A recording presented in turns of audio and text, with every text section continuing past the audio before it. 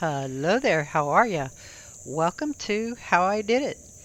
Back in November of 2019, I started documenting how I did different things, and one of the main playlists is the off-grid barn.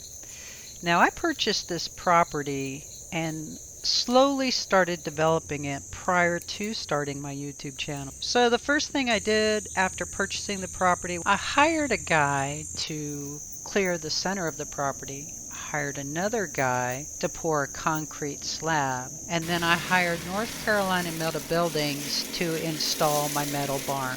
Did a few things to it, simple water collection, couple of solar panels, and then I started expanding out the property. Now, one of my major improvements was hiring a fellow to come in with his forestry mulcher, clearing paths throughout the property, and generally creating a couple of pretty nice sized pastures. Now, this is just the first of 3 times that I had him come on the property and clear for me. But as you can see, oh my gosh, what a difference. And when I purchased this property, you could not even walk through it. It was so overgrown with palmettos, scrubs, briars, you name it. So this is just a real quick look. And again, you see the barn in the background. That was done prior to me deciding that I was going to document this and other projects and how I did them. So moving forward, after having him come in and clear, I brought a bunch of trees on, fruit trees, trees that produce foods, whether it be for bees or for myself, and I planted them around the property. Simple water collection with blue barrels, put in the gutter guards, that way the water would come out clear, and as you see here, Stella is just absolutely loving it. Then I progressed forward from the downspouts and put in that big old cistern, built a shed with a total water filtration including a pressure pump, and then this is the solar slash wind setup that I have. It provides AC, it provides DC. When the sun's not shining and the wind's blowing, I have wind power. Hired a foam company to come in and spray the ceilings all with foam to kind of reinforce the 185 mile an hour wind rated metal barn. And then I started putting in my walls to create a barn dominium, if you will. Once I had the primary walls up inside, I started running wires for antenna for the television because there is no internet out here. Um, 12 volt power primarily runs everything. I do have 110 running for a few 110 appliances, the television, that sort of thing.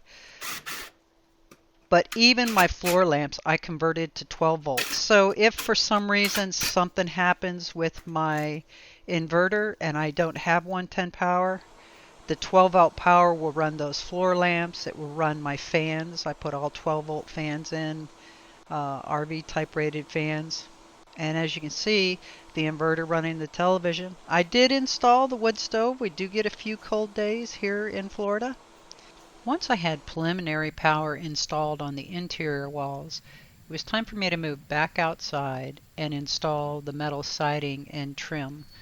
So I have installed a power source on the northwest corner of the property, and from that power source I trenched in about 1,000 feet where I laid water lines and electrical chases. That way I could distribute potable drinking water and have power pedestals at multiple locations on the property. So the barn functions off of a solar wind setup, has a battery backup that can be charged by a generator in the utility shed there.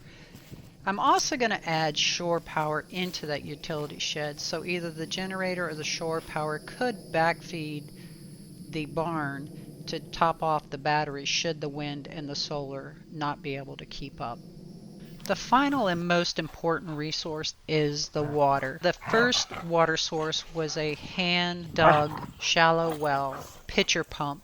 The second was the water catchment system. By adding the filtration system and the pressure tank to it, there is potable water inside the barn and at multiple locations around the property. And then the third water source are the two ponds. Now, the beauty of the ponds, not only can they act as a water source, they can act as a food source by stocking them with fish.